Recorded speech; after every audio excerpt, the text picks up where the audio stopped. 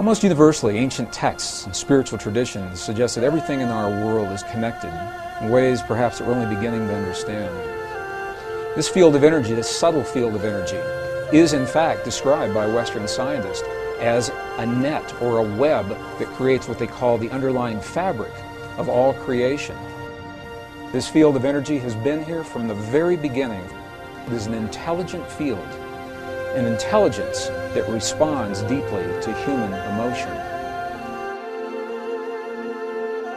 We must feel the feeling as if the prayer has already been answered.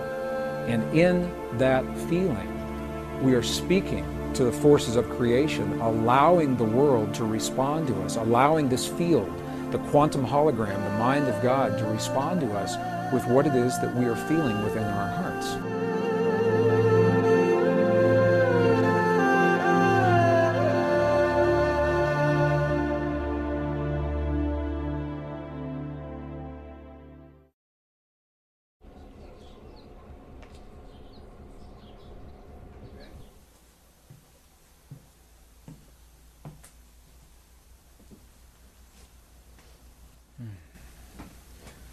What would it mean if we discovered that each moment of our lives is part of a conversation, an ongoing dialogue with the universe around us?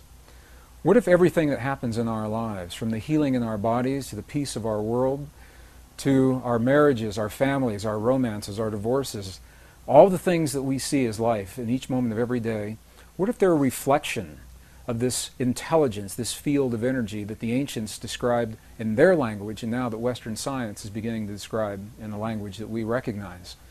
Well, a growing body of scientific evidence suggests this is precisely the way that our world works. That the world, in essence, is nothing more and nothing less than a reflection of what we have become from within, our thoughts, feelings, emotions, our beliefs, our prayers. Princeton University physicist John Wheeler suggests precisely this concept in an interview recently. What he said was that we live in what he calls a participatory universe.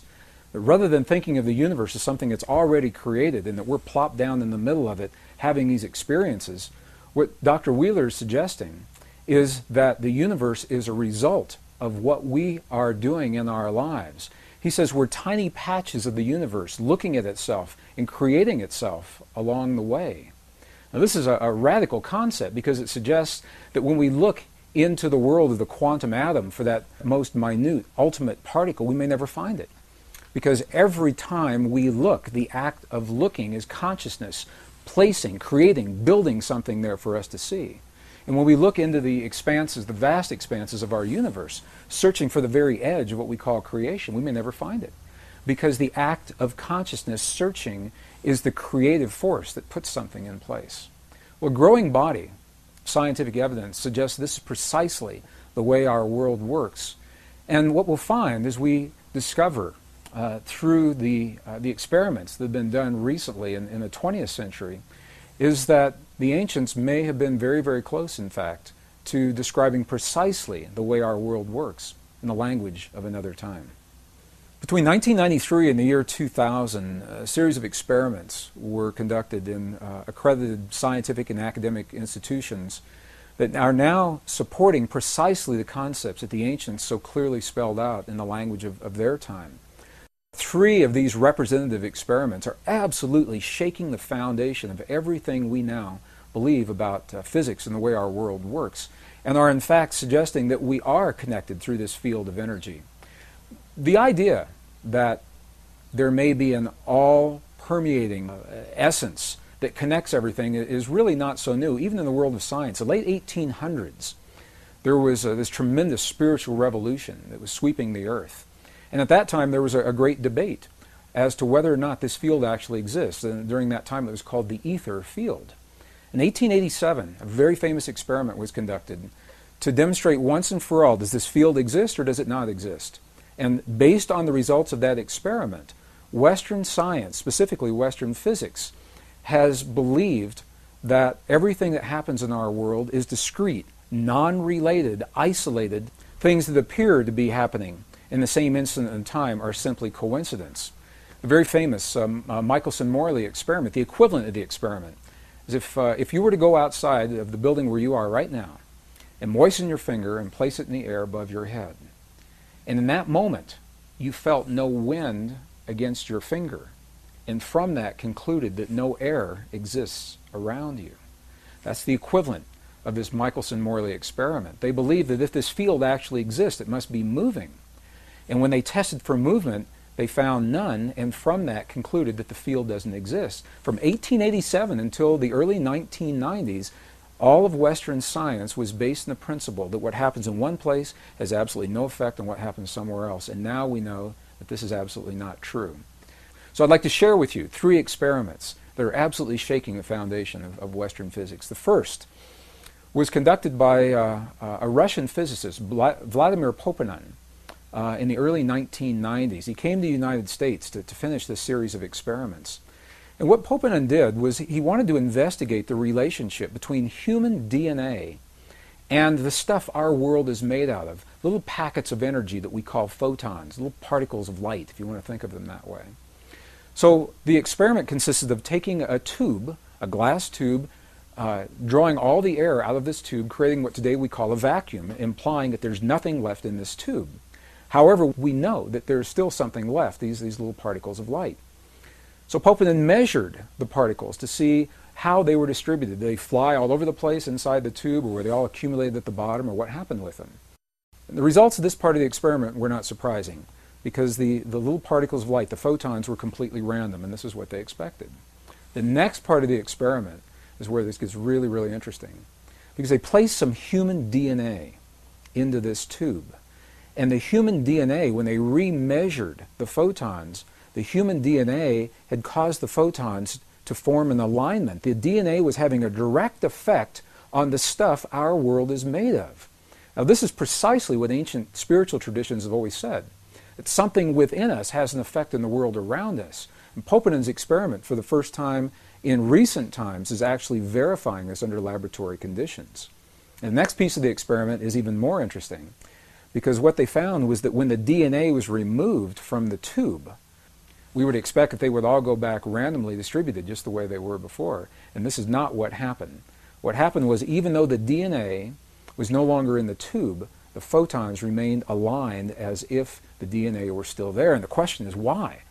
What is it that causes this effect? There's nothing in Western physics that accounts for why those photons should remain in the position that they were in when the DNA that caused them to become aligned is now removed from the tube.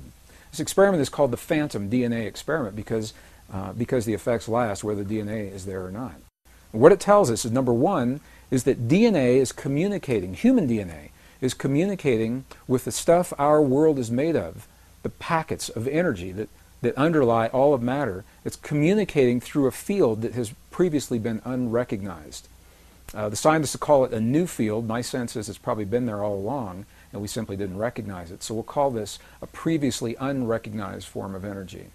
The second experiment is a fascinating experiment. It's a military experiment. And what they did, in essence, was they took some human DNA, some scrapings from the tissue of inside the mouth of a donor or volunteer, and they placed this DNA in a device that could measure its effects in one room of a building, while the donor that the DNA came from is in another room in the same building. So living DNA from one person, the DNA is in one place, the volunteer is in another place. And what they did was they subjected the volunteer to what they called emotional stimulation that would elicit genuine responses of emotion, of joy or sadness or fear or anger or rage in one part of the building, and they were measuring the DNA to see if the DNA would affect to the donor's emotions. Now, why would it? In Western physics today, there's absolutely nothing that suggests that that DNA is still linked to the donor, on the one hand. And on the other hand, as they conducted these experiments, what they found was just the opposite.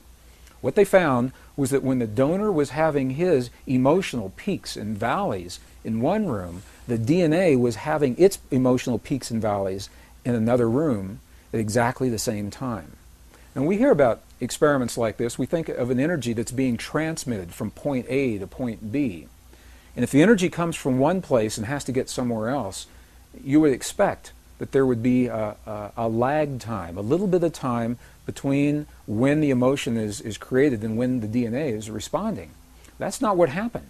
What happened in these experiments, and this is very, very key to where we're going as we begin talking about the power of prayer.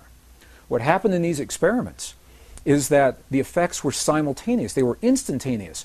The instant that the donor was having his emotion, the DNA was already affected as if there were no transition time between the two.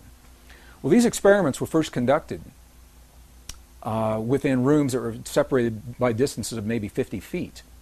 Later experiments, however, were conducted where the DNA and the donor were separated by hundreds of miles, hundreds of miles. I had the opportunity to meet the designer of one of these experiments, Dr. Cleve Baxter, and he shared with me one of the experiments that he had designed where the donor was in Los Angeles, but the DNA was in Phoenix, Arizona, almost 400 miles apart. And the effects were precisely the same. Whether they're in the same building or separated by 400 miles, the effect is instantaneous. This opens the door to all kinds of possibilities as to how that DNA remained linked to the donor. What it says to us, once again, is that we're communicating with DNA through our emotions, and that whether the DNA is within our bodies or we're separated by distances of hundreds of miles, the effect is the same. We call this a non-local energy. It means it's everywhere all the time because the energy doesn't have to travel from point A to point B. So the third experiment was conducted again in the early 1990s by the Institute of Heart Math, a pioneering research organization based in Northern California that are exploring the human heart is much more than simply as a pump that moves blood through our bodies. And although our hearts do precisely that, it may be the least of what our hearts do.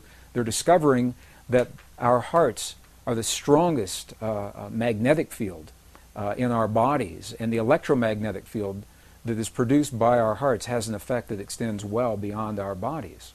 The Heart Math Institute had earlier discovered that around every human heart there is a field of energy shaped like a tube. It's called a tube torus and extends between 5 and 8 feet beyond the human heart.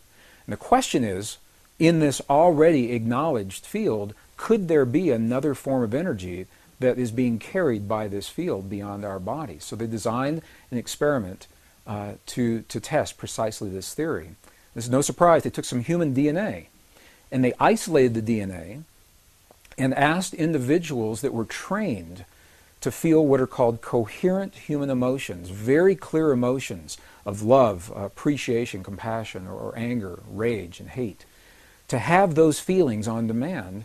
And as the people who were trained to have the feelings did so, they measured the way the DNA responded. And what they found was this. They found that in the presence of appreciation, love, compassion, forgiveness, the DNA became tremendously relaxed. And what we know from other experiments is that this relaxed state of DNA actually enhances our immune response. When you ask people what it is about the feelings of love and compassion that give us our high immune response, this may begin to tell us why, because the DNA is relaxed and actually allows certain portions of those little switches, if you want to think of them that way, to be enabled or turned on.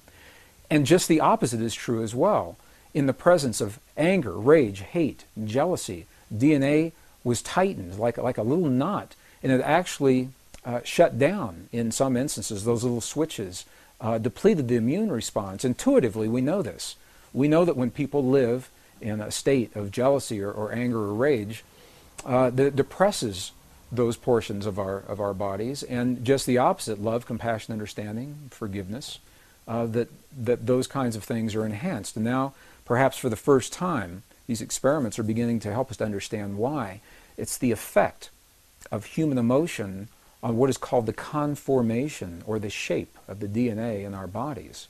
And what these experiments showed, and what the lab results, the lab notes in the published papers actually described, was that very specific kinds of human emotion have the power to change the shape of the DNA in our bodies. This is an amazing thing to say, because what it says is that on demand, when we choose to elicit very specific kinds of feelings and emotions inside of our bodies, we actually have the power to change the way the DNA functions in our bodies. This is the beginning of an internal technology, perhaps a very ancient technology that was described in languages of our past that we're only beginning to understand. Well, each of these three experiments was interesting unto itself. In some instances, the researchers were not aware of the experiments that the other laboratories were doing. And these experiments are only representative. Other experiments have been conducted along the same lines, giving the same kinds of results. When you put them all together, however, rather than being interesting, isolated experiments, they begin to tell a story. And the story looks something like this. The first experiment, Vladimir Poponin's experiment, said that the DNA in our bodies has a direct effect on our world, on the physical stuff our world is made of on the energetic level.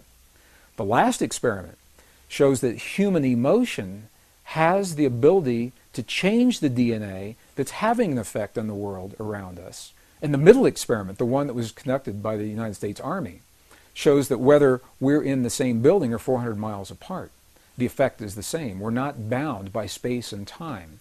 And as a matter of fact, the results of the experiments are saying precisely this, that you and I have a power within our bodies that is not bound by the laws of physics the way we understand them today. That something within us linked directly to the emotion of our bodies, thoughts, feelings, our prayers, our beliefs, transcends the limits of time and space the way we begin to understand them today.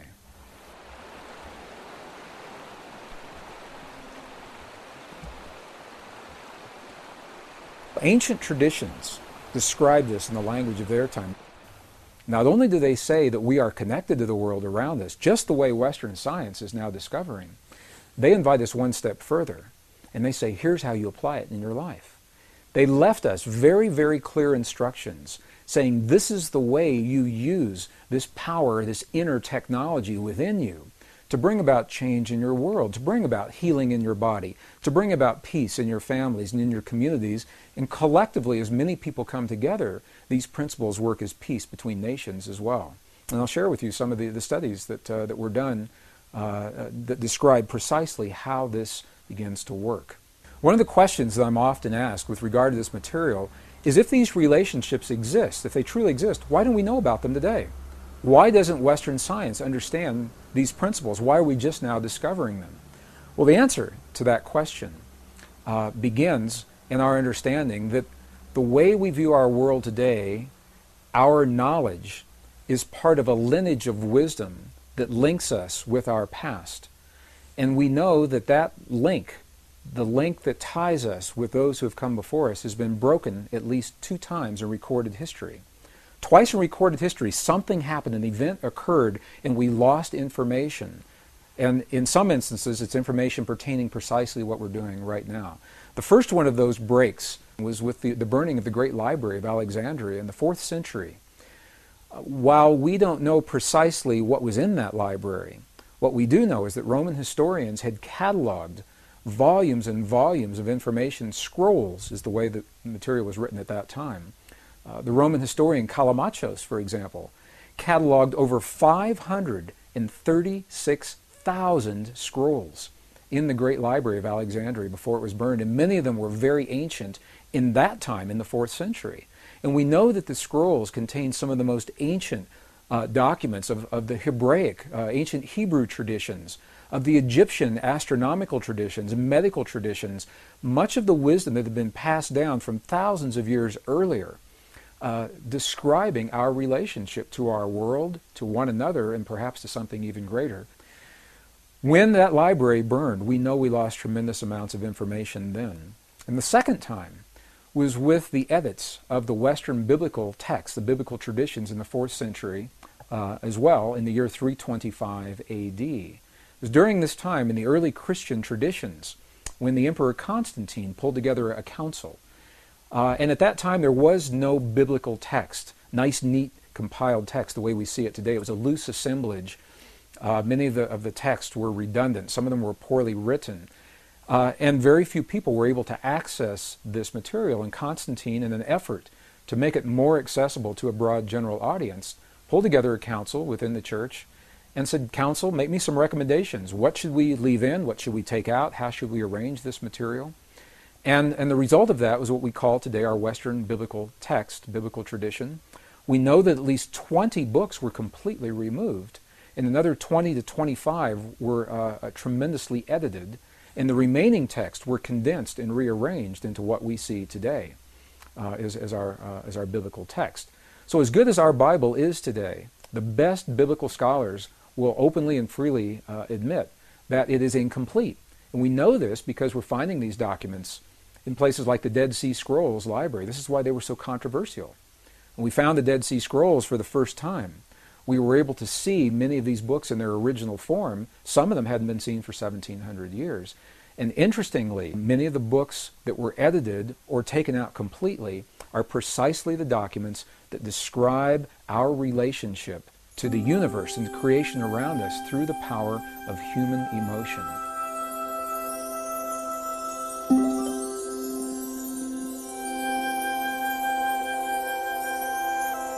So now that science is beginning to tell us in its language, ancient spiritual traditions have shown us in their way, and in our own texts and documents, we're seeing references to precisely how these principles work. The question is, how do we apply them in our lives? How do we go about making use of this relationship between thoughts, feelings, and emotions inside of our bodies and what's happening in the world around us? Well, perhaps the best place to begin is by defining what a thought and a feeling and emotion really are. I've had this conversation with my mom many, many times. And Mom always says to me, she goes, "I always thought feelings and emotions were the same thing." And while they're closely related, there is a difference. So if we think of a chart, if you look at the ancient charts of the energy centers in our bodies, the chakra centers, if you will, what we see is the lower three energy centers of our bodies. They are closely associated with what we call the power of human emotion. And the ancients said we're capable of only two primary emotions. They said we're capable of the emotion of love, and whatever we believe the opposite of love really is. Whether we think of that as fear or hate. And when you get really deep into the traditions, what we find is they are actually both polarities of the same force. So in those lower centers, the power of emotion, we have two primary experiences, love and whatever we believe the opposite of love really is. This is a power, it's a force that drives us forward in life, and it tears down the walls, knocks down the barriers that stand between us and the things that we hold dear in our lives. Emotion, however, is scattered. It has to be focused. You can think of it as a power. If you know people who live strictly in their emotions, you know that sometimes their lives can be a little chaotic. Well, the emotions need to be focused, and this is where the power of thought or logic come in, and it's associated with the upper energy centers of the body. Thought is what gives focus or direction to the emotions. In other words, we have a thought about something. We have a thought about a cloudy day outside. And that thought, into that thought, we pump, we fuel the power of the emotion, either our love of that rainy day or our fear of what that rainy day may bring to us. And by doing so, when we marry the power of emotion with the direction of the thought, by virtue of that, we create a feeling. So feeling, by definition, is the union of emotion and the thought. And the one energy center, interestingly enough, that is not accounted for in all of the other systems, that remains unused in these ancient systems, is the heart center, and this is the one that is dedicated to the power of feeling. We feel in our hearts. So the feeling that we have in our hearts is the language that speaks to the field that Western science is now beginning to understand through their experiments. It's the power of human feeling that is the language that opens the door to the possibilities of what we create in our world. Well, scientists today, as they think about this field, it is so new, the idea is so new, that they've yet to agree even on a single term. Some scientists call this the quantum hologram. Some call it nature's mind. Dr. Ed Mitchell, former Apollo astronaut, calls this nature's mind. Scientists like Stephen Hawking call it the mind of God. As varied as the names appear to be, they're all speaking about essentially the same field, and they describe this field as a web or a net that underlies the fabric that links everything together. And it is this fabric, this web, this net, is what we speak to with the feelings in our bodies, with the feelings in our hearts. Ancient traditions not only recognized this relationship, they invite us one step further, and they left precise instructions in terms of how we apply this in our lives. In the late 1980s, I was an engineer working in the defense and aerospace corporations. I began exploring these concepts as an engineer, looking in the world around me to understand the history of those who have come before us. And it is that thinking that led me into the journeys of some of the most amazing places in the world, from the temples in Egypt, the Andes Mountains in Bolivia and Peru, into India and Nepal, the highlands of central China and Tibet, all through the American desert Southwest, searching for information and clues that would help us to understand how we relate to the world and how we can use this power of feeling, this power that speaks the language, the world around us. So as an engineer, when I began studying the principles of those who have come before us, the information that they left so that we could understand our relationship to the world around us and this ancient technology that today we call prayer, my thinking was that this kind of information would be best preserved in places that have been least disturbed by Western civilization. And this thinking led me into a journey, first time in 1998, into the highlands of central China, into Tibet, where we had the opportunity to explore 12 monasteries and 2 nunneries, speaking through the translators to those who actually live these principles in their lives. And this is the value of going to a place like Tibet, a living culture. We can go into temples in Egypt or temples, the Mayan temples in the Yucatan, and as fascinating as they are and as much information as they hold, the cultures that left that kind of information no longer exist. So at very best, we are speculating in terms of what they're saying to us. When we go into a monastery in Tibet, we can actually speak with the people who are there, and we can ask them, when we see your prayers on the outside, what are you doing on the inside? What happens? What happens to your body? What are you thinking? What are you feeling? What are you emoting? Well, it was in Tibet where I had the opportunity to meet with an abbot of one of the monasteries, and I asked him through the translator. Same thing we'd ask all of the monks and all of the nuns, and it was his answer that was so clear to me. And I asked him, when we see your prayers for 12 and 14 and 16 hours a day, when we see the mudras and the mantras and the bells and the bowls and the gongs and the chimes and the chants that you're doing in your prayers for so long on the outside, I said, what are you doing on the inside? What happens on the inside? And the abbot looked at me, and I like to think he was laughing with me. He may have been laughing at me, because he said through the translator again, he said, you've never seen our prayers, because a prayer cannot be seen. He said, what you have seen are the things that we do to create the feeling in our bodies. And the feeling is the prayer. Then he turned the question on me, and he said, how do you do it in your culture? How do you do this in your culture? And I began to think about the way we think about prayer in our culture today, when we lost the texts that describe how the power of emotion and feeling are actually the language that connect us with the universe and the creation around us. We began to believe that words are simply the prayers. That if we say the right words, the right number of times, the right day of the year, the right time of day, that we've said the prayer. And as well-intentioned as those prayers may be, what we know is that there is a modality of prayer that carries us far beyond where simply offering the words will carry us.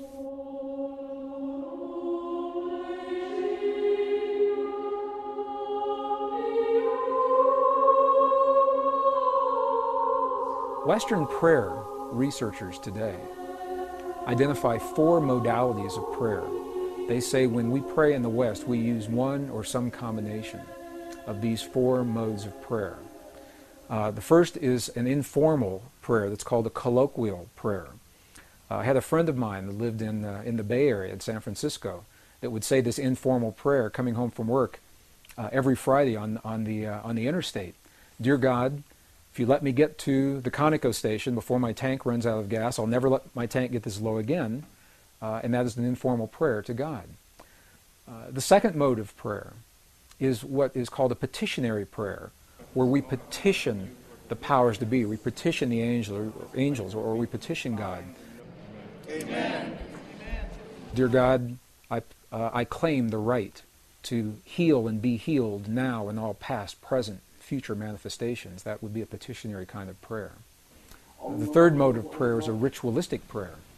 Now I lay me down to sleep. God is great. God is good. And the fourth mode of prayer is a prayer that has no words. It's simply a meditative prayer where we become aware of a presence around us and in the silence. And there's some dispute as to whether or not this is even a mode of prayer or not. But this is the way Western prayer researchers typically think of prayer in our world today.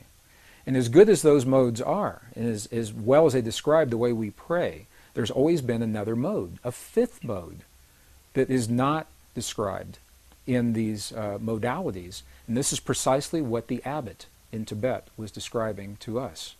He was describing a mode of prayer that's based in feeling. And he said, we must feel the feeling as if the prayer has already been answered. And in that feeling, we are speaking to the forces of creation, allowing the world to respond to us, allowing this field, the quantum hologram, the mind of God, to respond to us with what it is that we are feeling within our hearts.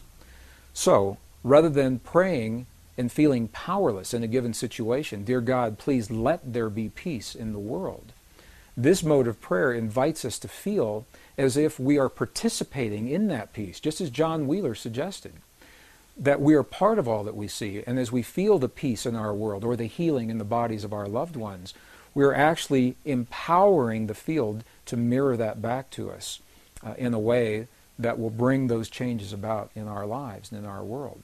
Well, this is precisely what the abbot was saying to us in the monastery in Tibet.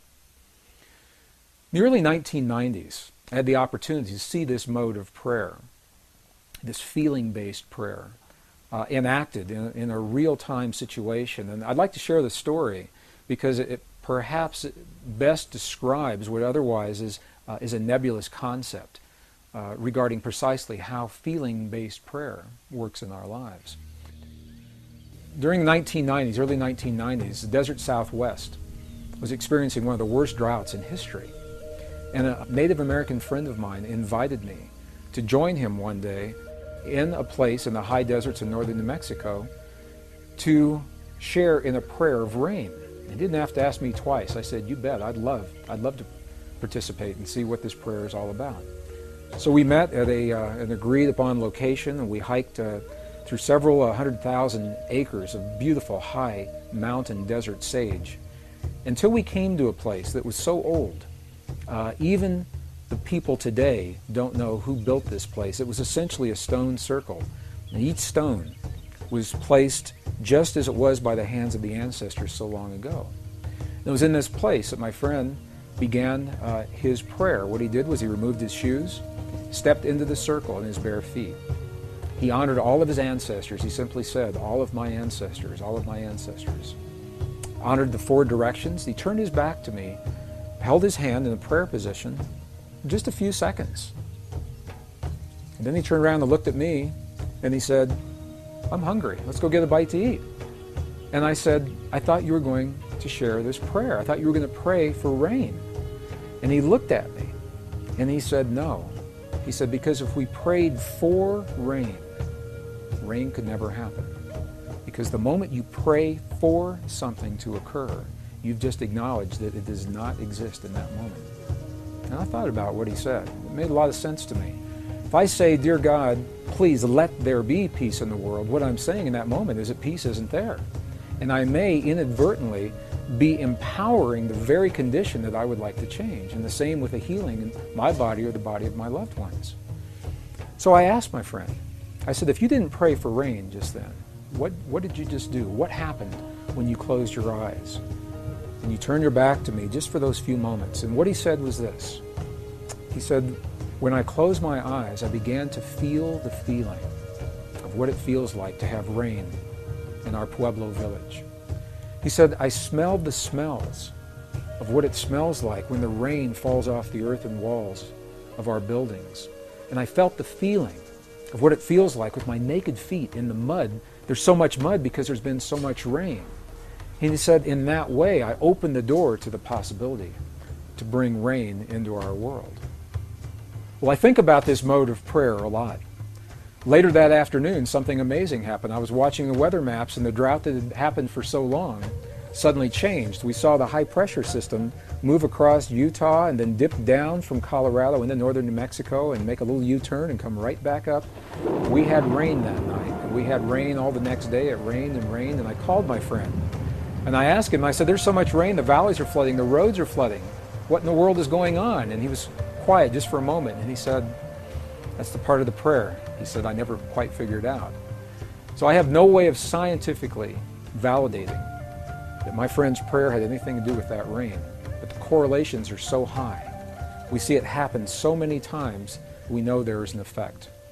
1972, 24 United States cities were used to conduct an experiment where people were trained to feel the feeling of peace in a very specific manner, and they were strategically placed in these cities.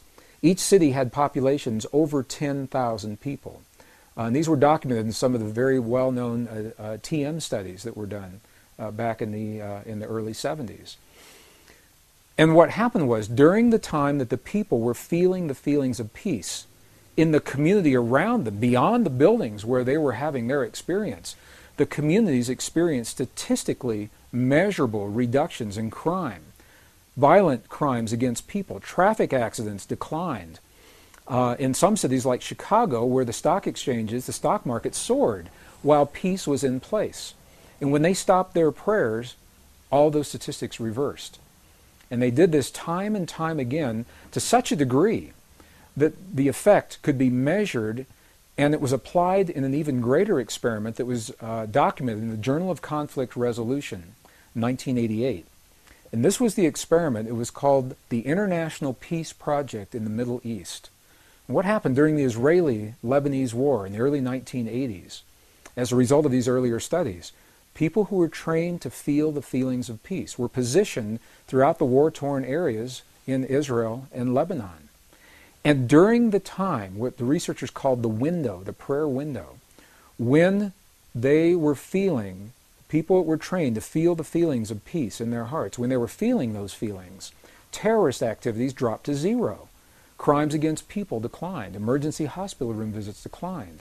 And they tried doing these experiments different times of day, different days of the week, to make sure it wasn't an effect of weeks or weekends or holidays, or different times of the month to make sure it wasn't an effect of lunar cycles affecting people.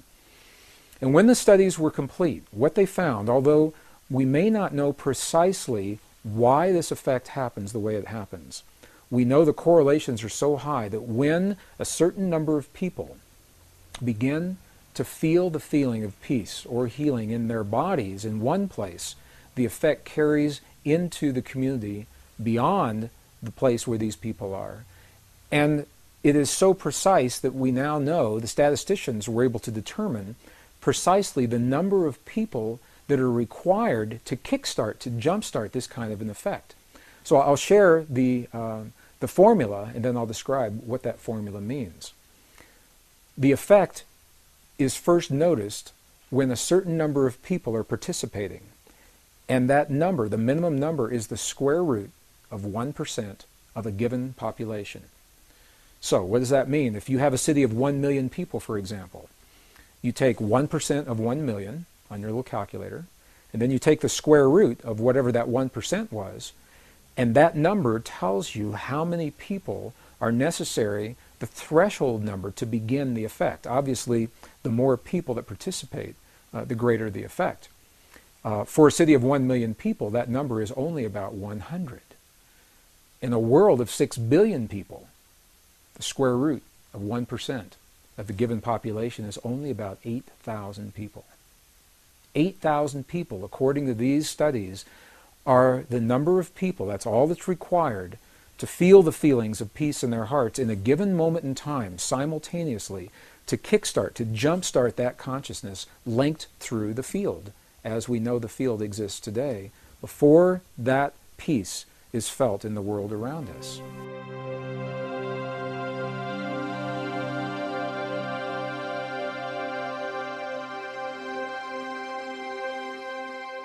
So any discussion regarding this feeling-based prayer, this lost mode of prayer, sometimes seems a little more than academic until we can actually apply it in our lives or see it applied in our lives. It's in the late 1990s that I had the opportunity to do precisely that, when I saw the footage documenting the healing of a life-threatening condition within the body of a living woman using precisely the kinds of techniques that we're speaking about right now. For me, it was this kind of information that took this lost modality of prayer out of the realm of academics and into something that's very real that we can apply in our lives. I had the opportunity during that time to see some video footage of the healing of a 3-inch diameter bladder cancer inside the body of a woman who, by Western medical standards, had been diagnosed inoperable. She had gone, as a last resort, to a medicineless hospital in Beijing, China. It was in this medicineless hospital where they began simply by addressing the life-affirming ways that she could change how she was living her life. They taught her life-affirming ways to breathe and life-affirming ways to nourish her body, gentle movements to stimulate the energy centers in her body. And as she was doing these and strengthening her body, at one point it made sense to undergo a process. Now I'd like to share this. I'd like to describe it to you as a very potent example of how the feeling world inside of our bodies has a direct effect, in this case a very graphic effect, on the world beyond our bodies. So in the video documentation, the film shows a woman lying on in a hospital room. She's fully awake, she's fully conscious, she believes in the process that's about to happen. Before her, there is an ultrasound technician who is running an ultrasound wand over her lower abdomen that we can see on a split-screen television. And on the left-hand side of the screen, they do a snapshot, a freeze frame of an instant in time for reference, so we can see what her condition looked like in that instant in time. On the right-hand side of the screen, we are able to watch real time as 3 practitioners stand behind her, working with the energy in her body and with the feelings in their bodies. And what they do is they begin to chant a word that to them they've agreed upon, that reinforces the feeling within them that she's already healed. The chant essentially says, already healed, already done. And as they begin to have this feeling and to say these words among themselves, on the computer screen, on the television screen, we can watch in real time this cancerous tumor as it disappears in less than 3 minutes real time. It's not like time-lapse on a documentary where you see a rose unfold in 30 seconds in something that normally takes days. This literally happens in less than 3 minutes. Her body responded to the feelings of the practitioners who were trained to have the kinds of feelings that they were having.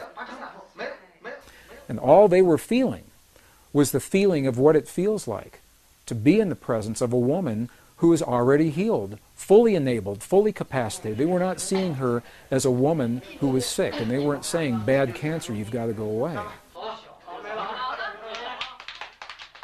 It's a very, very different way of thinking about things, and it's a very graphic example of precisely how this principle works. I had the opportunity to speak to the gentleman, Luke Chin, that actually created this film.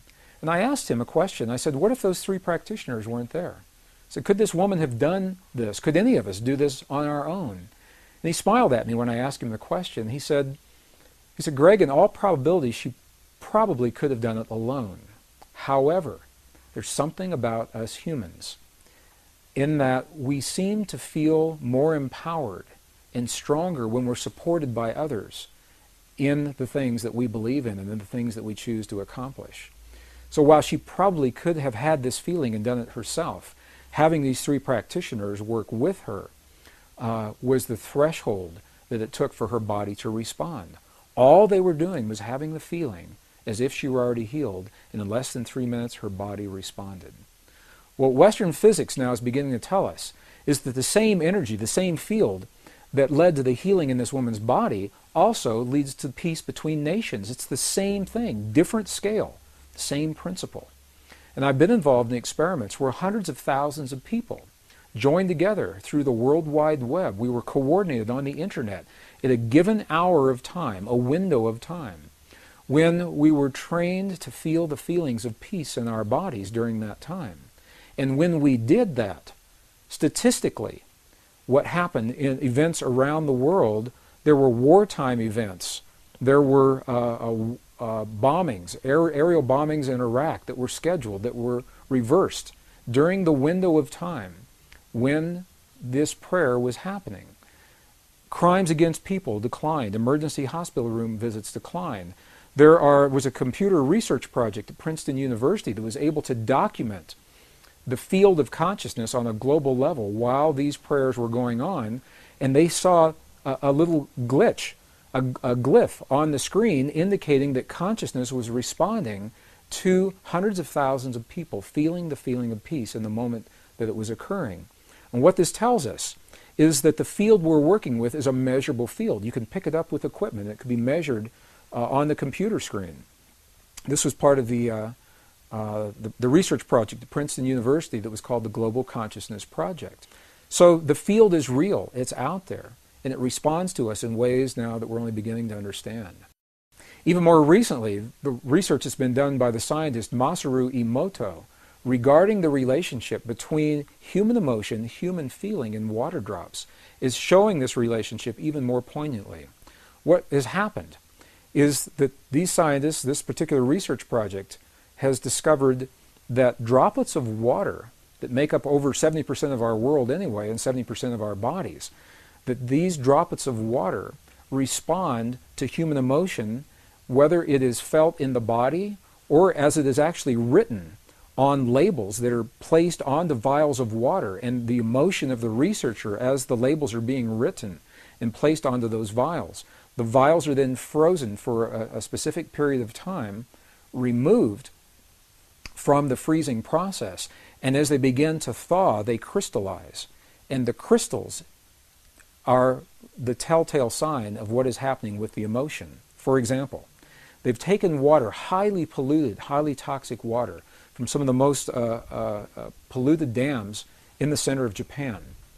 This water has never been known to crystallize. They just can't get it to crystallize. And when you look at it under a microscope, what you see, it's a very muddy, very nebulous form. There's no symmetry. There's no crystalline structure whatsoever before the emotions are in place.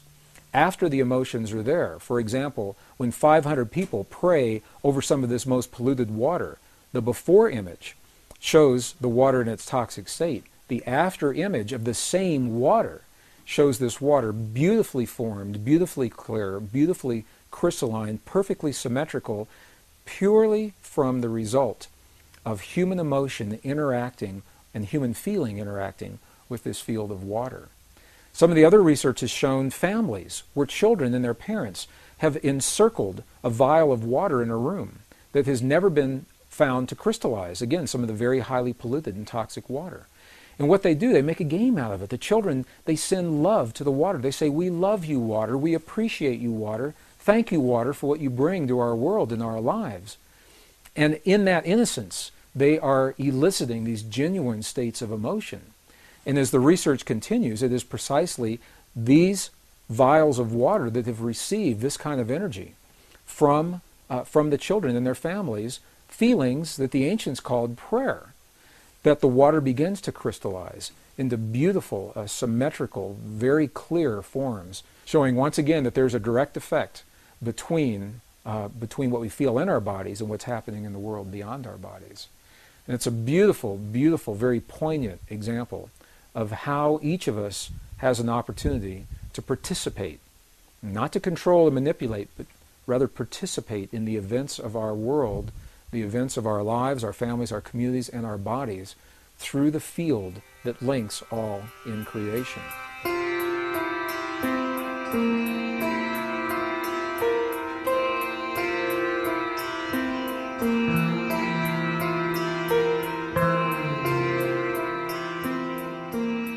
One of the powerful principles, most powerful principles regarding the way this field works is the fact that the field appears to be holographic in nature. The definition of a hologram is that it's a pattern no matter how finely divided the pattern is, the whole remains, even in the smallest portion. For example, a few years ago, there were bookmarks, shiny little foil strips, and when they were shown in direct light, that had an image of a rose fully in bloom, or the image of Mother Mary, or the image of a dolphin jumping over a pyramid.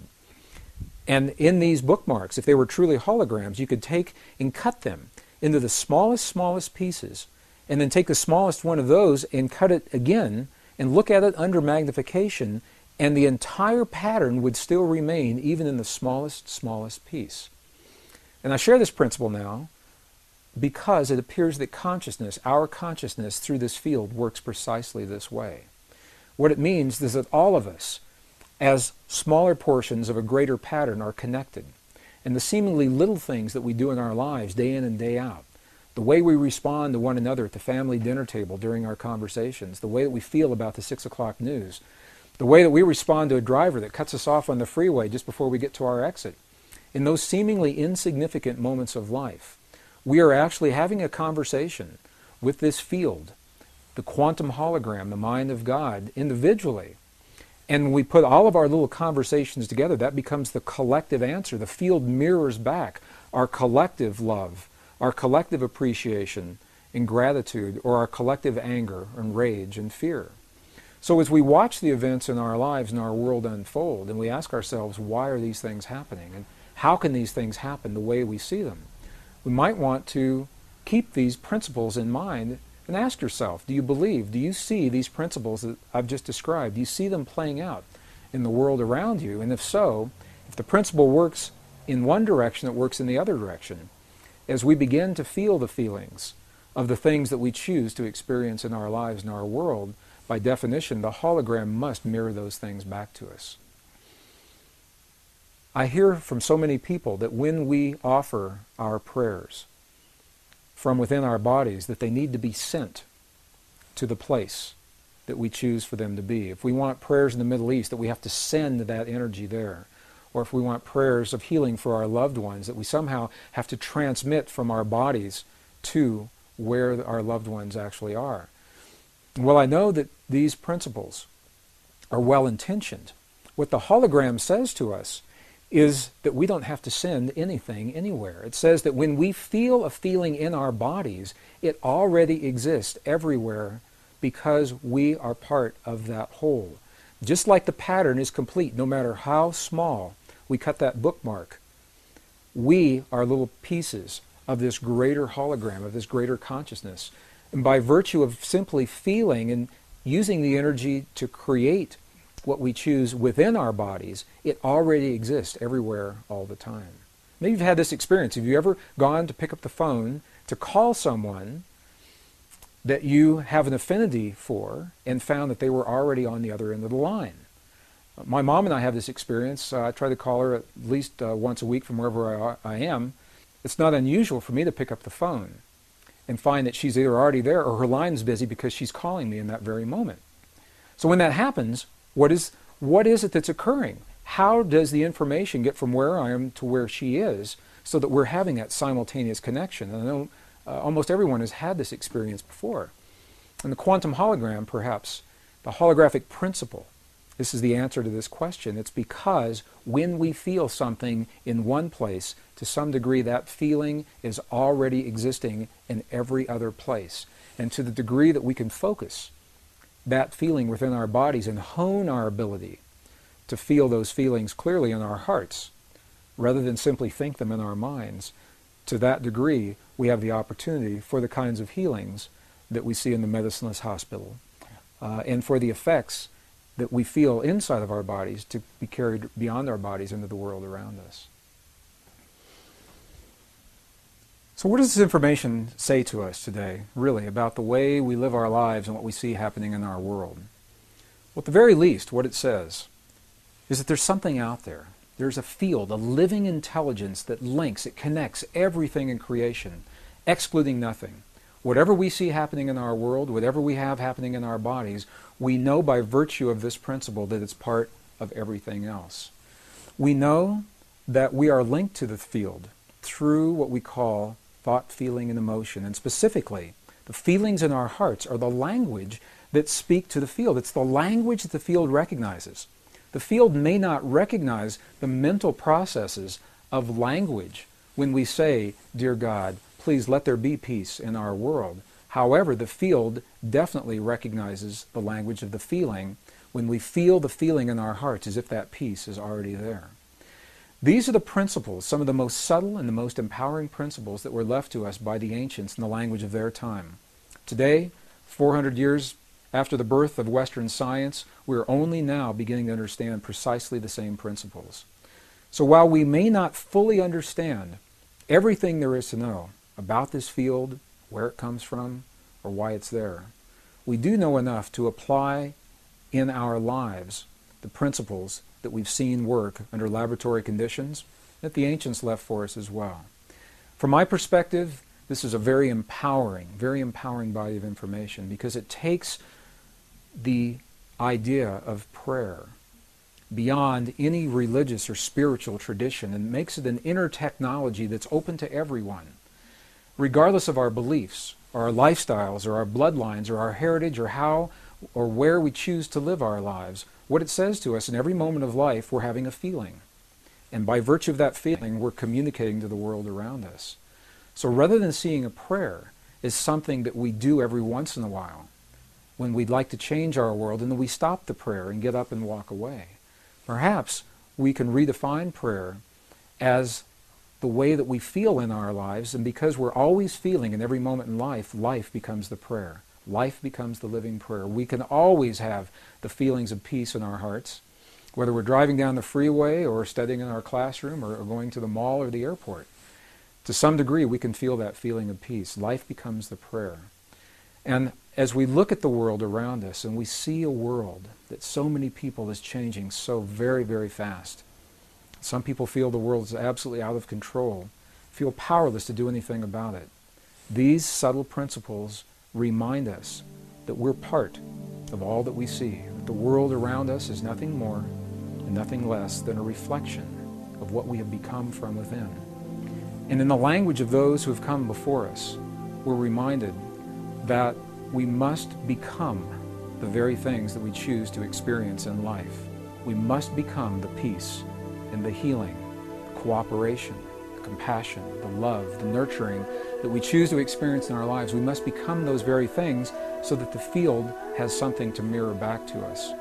And in that way, we each are given the guidelines, hopefully, to help us to become better people. And as we become better people in that way, we build a better world.